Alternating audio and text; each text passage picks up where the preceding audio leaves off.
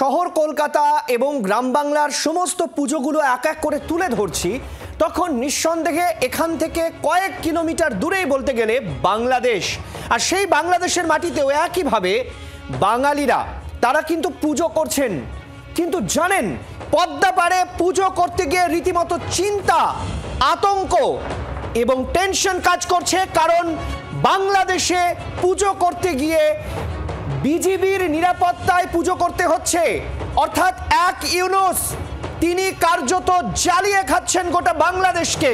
পদ্মা পাড়ে যা পরিস্থিতি, তাতে রীতিমতো নিরাপত্তা বাহিনী মোতায়েন করে পুজো করতে হচ্ছে। একদিকে যখন বাংলাদেশের মাটিতে বসে ভারতের তীব্র নিন্দা করছেন ইউনূস, তখন বাংলাদেশের মাটিতে নির্বিচারে ভাঙচুর করা হচ্ছে দুর্গাপূজার মণ্ডপ। কেন বাংলাদেশে বসবাসকারী হিন্দুদের নিরাপত্তা দিতে পারছেন না ইউনূস?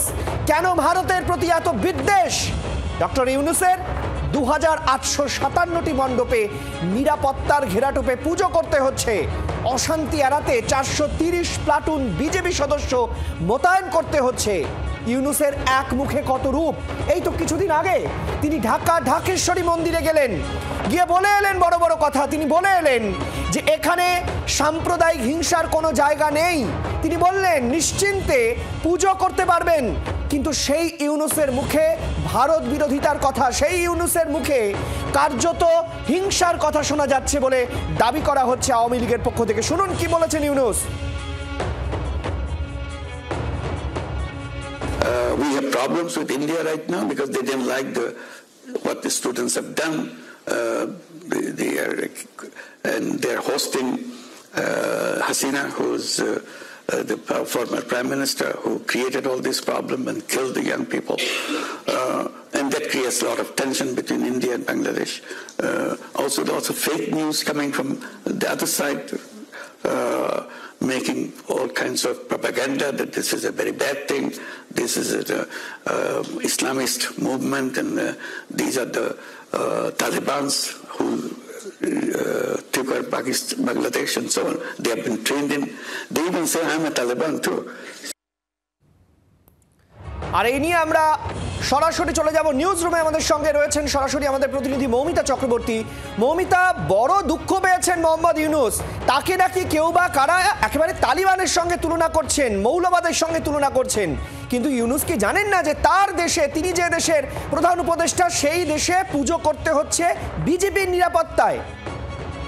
সেটা তো অবশ্যই। এবং সৈকত, এই মুহূর্তে যেটা খবর পাওয়া যাচ্ছে যে কিছুক্ষণ আগেই কাপাসিয়া ব্লক, সেখানেও কিন্তু প্রতিমা ভাঙচুর হয়েছে।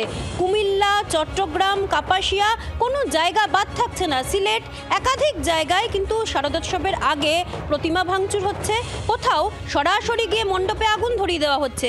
শুধু তাই নয়, 2857টিরও বেশি যেখানে পুজো হয়, যে দেশে পুজো হয়, যে সেই দেশে এবার বিজেপির নিরাপত্তায় সেখানে পুজো করতে হচ্ছে, যার জন্য 430 প্লাটুনের বেশি বিজেপি মোতায়েন করতে হয়েছে। এবং পাশাপাশি দ্বিচারিতার রূপ দেখুন, যে যেখানে ডক্টর ইউনূস কিছুদিন আগে ঢাকার মন্দিরে গেলেন, সেখানে তিনি ধর্মনিরপেক্ষতার কথা বললেন, সাম্প্রদায়িক সম্প্রীতির কথা বললেন, তার উল্টো ছবি যেখানে এভাবে মন্দির ভাঙচুর হচ্ছে, যেখানে এভাবে প্রতিমা ভাঙচুর হচ্ছে। এবং সেখানে তারা যারা সংখ্যালঘু হিন্দু বা বৌদ্ধ ধর্মের অন্য ধর্ম চারণ করেন, সেই সমস্ত মানুষের নিরাপত্তা এই মুহূর্তে বড়সড় প্রশ্নের মুখে। এবং প্রশ্নের মুখে এই কারণেই যে তারা প্রশ্ন তুলছেন যে তারা তাদের যে ধর্মচারণ, সেই ধর্মচারণ আদতেও সুষ্ঠুভাবে করতে পারবেন কিনা। এই প্রশ্নের মুখে আজকে ইউনূস দাঁড়িয়ে রয়েছেন। গোটা বিশ্ব দেখছে যে তার এক মুখ দুই রূপ।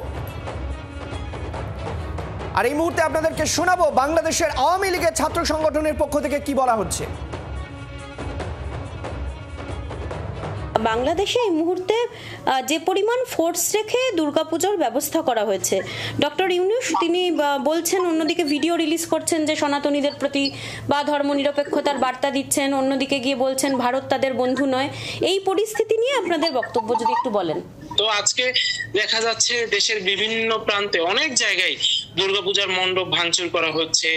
দুর্গাপূজায় বিভিন্ন কৃষ্টি কালচার পালন নিয়ে রেস্ট্রিকশন দেওয়া হচ্ছে, বিধিনিষেধ আরোপ করা হচ্ছে। আমরা আমাদের জায়গা থেকে একটি অসাম্প্রদায়িক সংগঠনের যেহেতু প্রতিনিধিত্ব করি, আমরা এই ধরনের কর্মকাণ্ডকে কখনোই সমর্থন করি না। কোর্সের নিরাপত্তায় বলা হচ্ছে এবার পুজো হবে, অতীতে কি এরকম নজির আছে, মানে আপনাদের রেজিমে আপনারাও এরকম ভাবে পুজো করেছেন? না, এটি তো কখনোই কাম্য নয় এবং এটি কখনো হয়নি, কিন্তু এবার যেটা দেখা যাচ্ছে সেটি একান্তই ব্যতিক্রম। বাংলার আওয়াজ, বাঙালির আবেগ, জি 24 ঘন্টা।